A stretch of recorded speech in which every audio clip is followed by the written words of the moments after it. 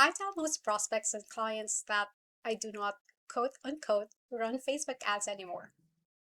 Well, the truth of the matter is that's not completely true.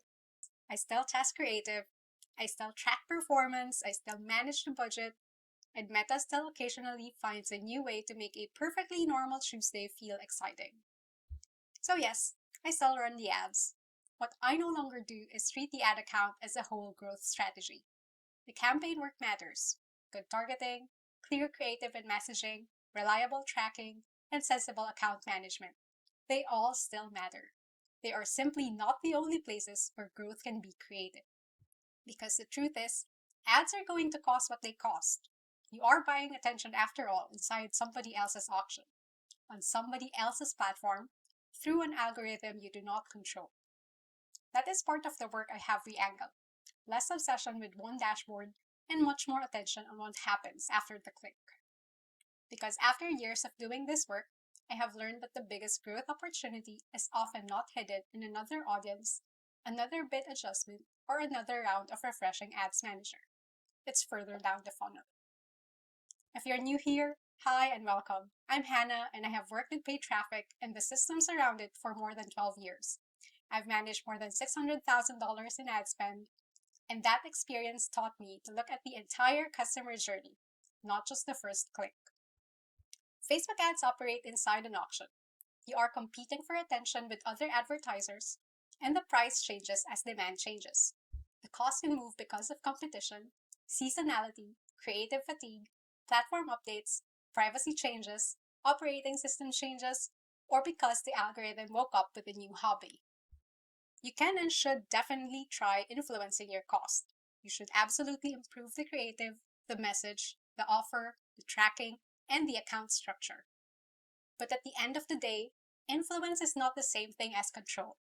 You cannot promise that a lead that cost $8 last month will still cost $8 next month. You cannot put the algorithm on a performance improvement plan. You cannot just call up Apple and ask it to undo an operating system change. You cannot negotiate with the holiday season. So once the traffic is reasonably priced and the right people are entering the funnel, I start looking downstream. That is where the business has more direct control. Think of paid traffic as the doorman at a party. The doorman's job is to bring the right people through the door. And if the ad is bringing in qualified people at a cost that the business can support, it is doing its job. But it cannot host the entire party by itself. Once people enter, the experience inside determines whether they stay, understand what to do next, trust the offer, or eventually buy. If guests are wandering around, nobody follows up, the signs are confusing, the checkout is hidden behind a plant, yelling at the doorman will not fix the party. This is why I'm not automatically impressed by a cheap lead. A cheap lead can become very expensive when it never moves forward. Imagine a $5 lead that downloads something, receives 3 generic emails, and then sits in the CRM like a person waiting in a lobby where nobody has called their name. On the other hand, imagine a $12 lead who receives the right message, takes the next meaningful action, gets useful follow-up, and becomes a customer. Now, which lead was actually more expensive? Cost per lead tells you the price of admission. It matters, but it doesn't tell you what happened after the lead arrived. That's why I also look at revenue per lead. Take the revenue created by a defined lead cohort and divide it by the number of leads in that cohort. You need both numbers. Cost per lead tells you what you paid, but revenue per lead tells you how well the rest of the funnel turned that attention into value. Here's a simple example. You spend $10,000 and generate 1,000 leads at $10 each. If 2% buy a $1,000 course, that is 20 buyers and $20,000 in revenue. Imagine cost per lead rising to $12. The same budget produces about 833 leads. At the same 2% conversion rate, you get roughly 17 buyers and $17,000 in revenue. It's still good, right? However, this is usually where everyone panics, refreshes Ads Manager 47 times, and starts demanding cheaper leads from the auction. But what if the lead costs stay at $12 and you improve downstream conversion rate from 2% to 3%? Now, those same 833 leads create about 25 buyers and $25,000 in revenue. The lead did not get cheaper. The lead just got more valuable. That is a much more useful growth conversation. You still manage the ads responsibly. You simply stop asking the ad account to solve problems that belong to the message, the follow-up, the offer, the sales process, or the customer journey. So here's a practical way to do this. Run what I call the 100 lead test.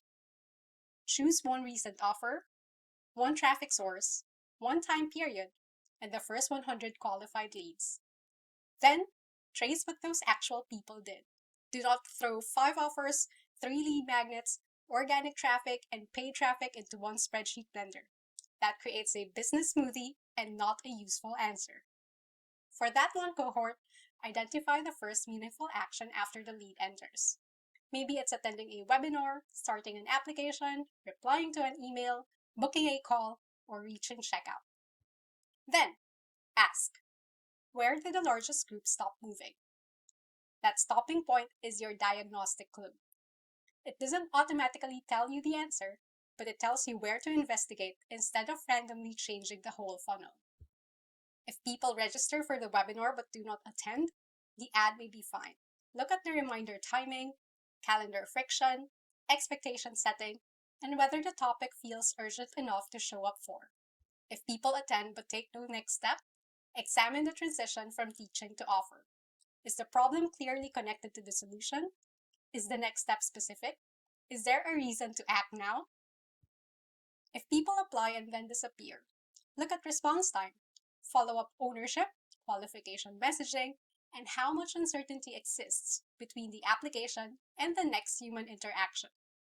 Finally, if qualified buyers reach checkout and stop, inspect the payment options, mobile experience, trust signals, guarantee language, and the tiny pieces of friction that suddenly feels enormous when money is involved. Choose one stage, one number, and one improvement. Do not redesign the landing page, rewrite every email, change the webinar, replace the offer, and launch 3 new creatives in the same week. Make the change, then compare the next 100 leads with the previous 100. You are looking for evidence that the specific stage improved. If everything changes at once, nobody knows what worked. The team may feel extremely productive while the business learns absolutely nothing. Ads Manager gets a disproportionate amount of attention because it updates constantly. It is visible, noisy, and very good at making every fluctuation feel urgent. The deeper levers are quieter: show up rate, response time, application completion, sales follow-up, checkout completion, buyer onboarding, and the path to the next offer. Those improvements are less dramatic than finding a magical audience, but they are more durable.